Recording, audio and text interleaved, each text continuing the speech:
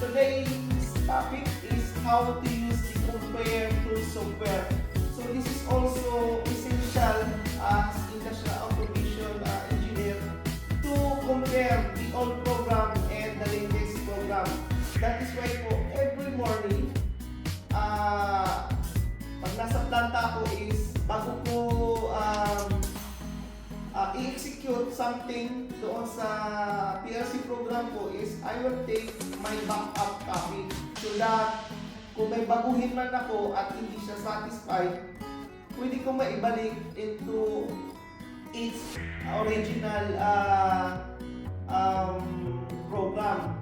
So it is also a safe side sa'yo kasi kung marami kayong safety na nagpalit-palit sa company nyo, hindi mo alam na mayroon palang nag-bypass or nagbago na change ng program. So always put yourself into a safe side na mayroon kang something na ma-depend sa sarili mo in case na nagkaroon ng machine failure because of somebody changed the program. So I will teach you how to compare the two programs so that we can identify which ladder logic has been changed. So let's go, guys. So ang gagawin ko lang is to open my Logix Designer Compare Tools. So double click ko to and file new Logic Compare. So I will assign my left content and the right content. So you will decide. You can decide. Left content mo, maaaring yun ang latest mo. So meron kang list of your program. So open ko lang yung icon. Then where is my program? Of course, you have the folders for all of your programs.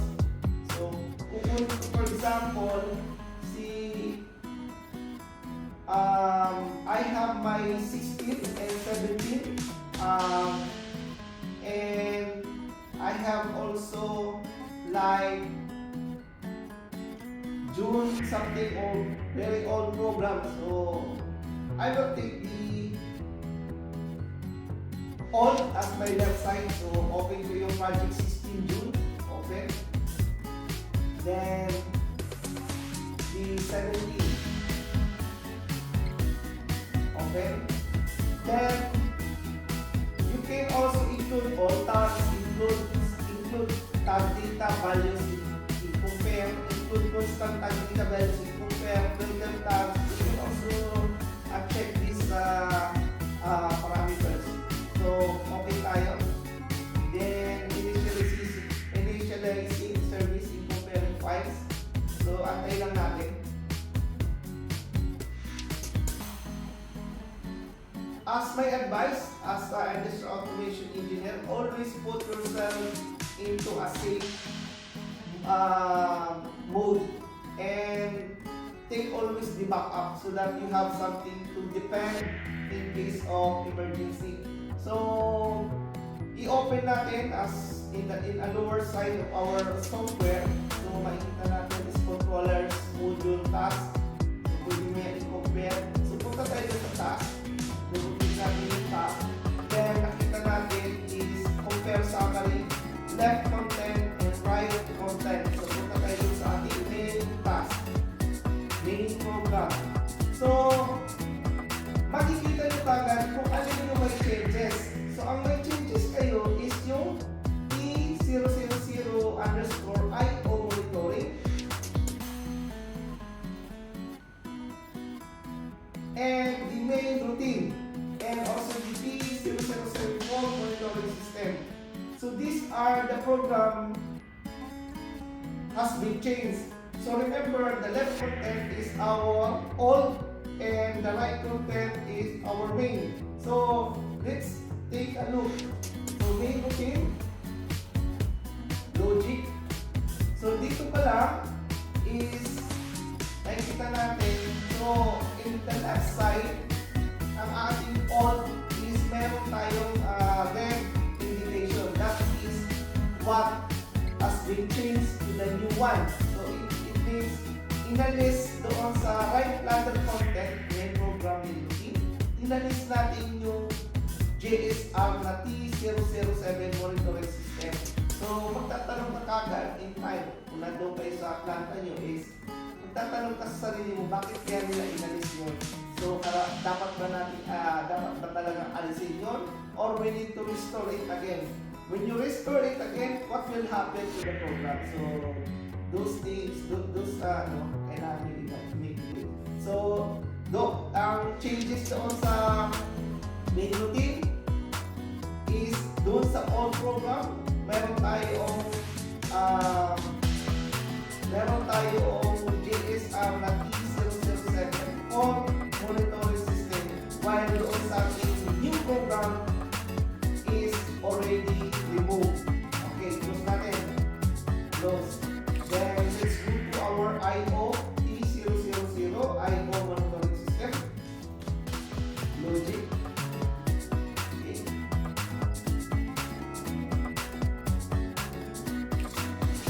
Okay. RAM number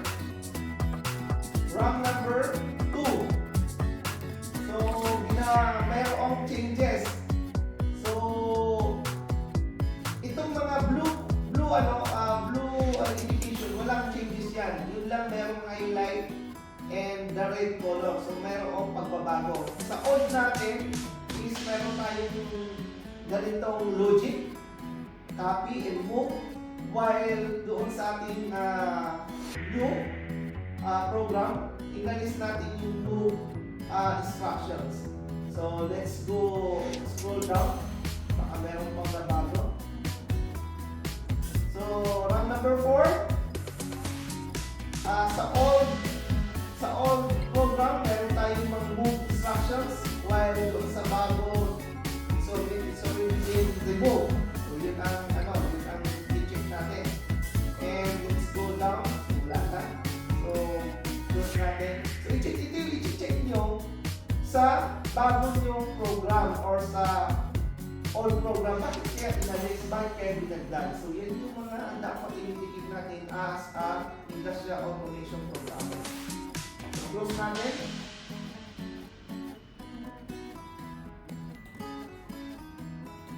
So, meron pa. So, ang din is yung blue indication at the main task sa left and right content. Pag may blue, ibig sabihin may changes doon sa particular na routine. So, dito tayo sa T007 fault monitoring system. Okay, open logic. Okay. So, sa RAM 0, sa all program ko is meron akong fault monitoring system, while doon sa new program, it is been removed already. So, yan yung mga changes. Let's see kung meron pang iba. RAM number 2, GSB, and RAM number 3. So, nawala lahat yan doon sa, actually doon sa 0, meron pala, meron lang siya na changes. So, yun ang titignan natin. RAM 0, sa new program, wala tayong may changes sa RAM 0, and we don't have RAM 2 and RAM 3. While in the old program, meron tayong RAM 3, RAM 2 and RAM 3. So, yun yung mga titignan natin guys. Pag nag-compare tayo ng two different programs na gusto natin i-compare, kasi alam natin na may changes doon sa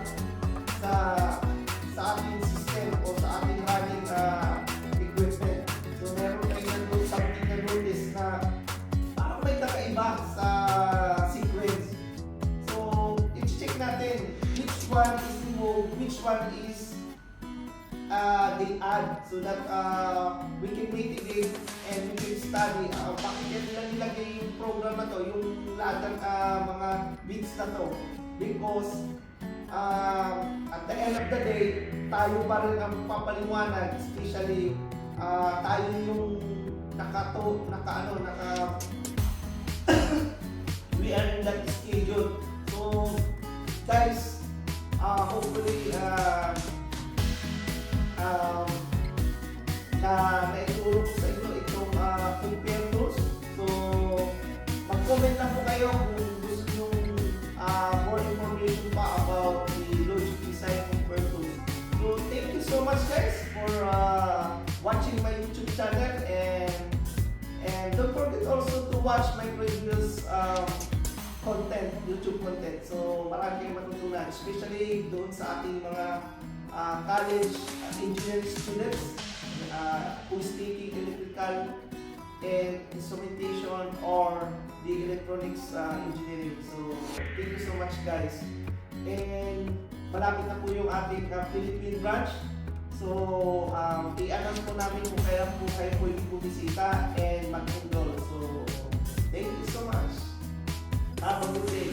Yan guys, na-compare na natin yung mga dapat nating ma-check doon sa ating ladder logic diagram. But always save the compare program so that you have the data and you have the evidence that you really check your program before you touch your PLC, and it will also your kumbaga, it's your security as being industrial automation na may ma-depend ka something na nagkaroon ka ng failure doon sa ating running program o sa running equipment. So, yun guys. So, paano natin i-save? So, punta na tayo sa file, then save as. Doon na lang natin i-save doon sa ating lahat ng ating compare doon sa ating main program sa naka-save na ang ating program. Doon natin ilagay yung save, ating compare save. So, yun guys. So, thank you so much.